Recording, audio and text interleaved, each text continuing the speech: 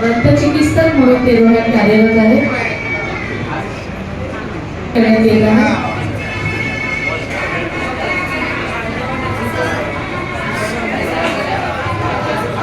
अक्षराची दैवी देणगी लाभलेले व्यक्तिमत्व म्हणून त्यांचं वर्णन केलं जातं.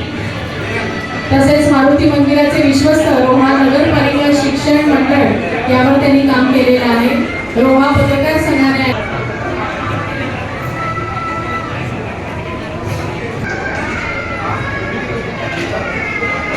श्री पांडुरंग सरफळे काका 1990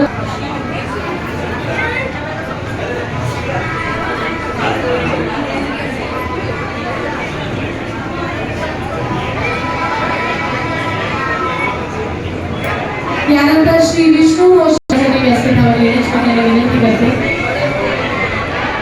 यानंतर